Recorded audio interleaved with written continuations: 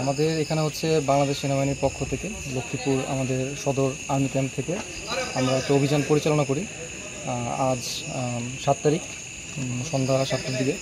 তো এই বাড়ি থেকে আমরা হচ্ছে বিপুল পরিমাণে অস্ত্র অ্যামুনেশন আর হচ্ছে ইয়াবা এগুলো হচ্ছে উদ্ধার করার পর এখানে আরও স্পটে 3 জন আসামি পাওয়া যায় যারা হচ্ছে এগুলোর সাথে সম্পৃক্ত। আর পুরো বিষয়টা আমরা গোপন সংবাদের ভিত্তিতে অভিযানটা পরিচালনা করেছি। তো আমরা এখন তাদেরকে সাকসেসফুলি অপারেশন একটা ছিল, আমরা ধরতে পেরেছি তাদেরকে। এখন আমরা তাদেরকে পুলিশের মাধ্যমে তাদেরকে পুলিশের কাছে হস্তান্তর করেছি।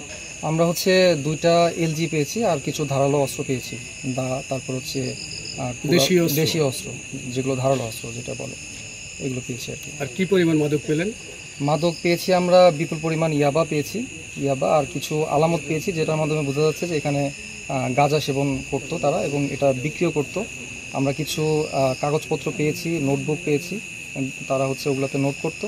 বেসিক্যালি হচ্ছে এটা তারা হিসাব করতো, এই বাড়িটা থেকে হচ্ছে পরিচালনা করতো তাদের এই অপরাধ কর্মকাণ্ড। এখান থেকে তারা হচ্ছে বিক্রি করতো, মেনলি ইয়াবা বিক্রি করতো, গাঁজা বিক্রি করতো, তারা সেবনও করতো প্লাস হচ্ছে বিক্রি করতো। আর পাশাপাশি হচ্ছে এই অস্ত্রগুলো দিয়ে তারা বিভিন্ন সময় ভয়ভীতি দেখাতো বিভিন্ন মানুষকে ভয়ভীতি দেখানোর মাধ্যমে তাদের কাছ থেকে মোটা অঙ্কের টাকা দাবি করতো। এই আলামতগুলো আমরা পেয়েছি এখানে। তো ওগুলোর ভিত্তিতে আমরা এই অভিযানটা আর কি। কত পিস ইয়াবা পেলেন? আমরা টোটাল হচ্ছে 83 পিস ইয়াবা পেয়েছি এখন পর্যন্ত। তারপরেও বাড়িটা সম্পূর্ণ সার্চ করছে, পড়া শেষ হলে বিস্তারিত আর কি। মূলত হচ্ছে যে অবসরপ্রাপ্ত সেনা কর্মকর্তা ছিলেন, তিনি মারা গিয়েছেন।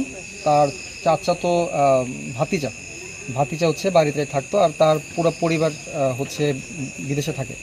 তো যেহেতু তার পরিবার বিদেশে থাকে এবং বাড়িতেটা পুরো শূন্য পড়ে থাকে, খালি পড়ে ছিল, এর ভিত্তিতে আর কি কেয়ারটেকার হিসাবে হচ্ছে এই বাড়িতে হচ্ছে এই তার চাচার ছেলে মেনলি তারা ছিল বাড়িতে।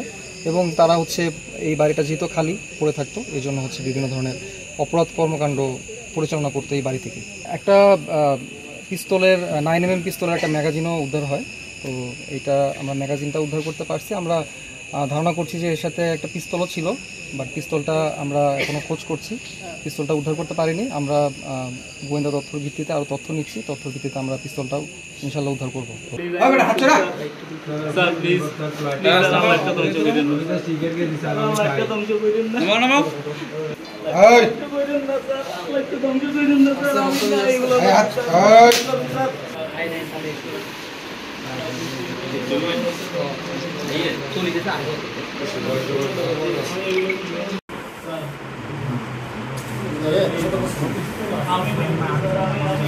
নর্মাল কিছু ছবি তুলতে পারেন আলামত যেহেতু এখান থেকে পাওয়া গেছে, আমরা ক্যাম্পে যাওয়ার ভালো মতো ছবি তুলতে ব্যবস্থা করা গেছে।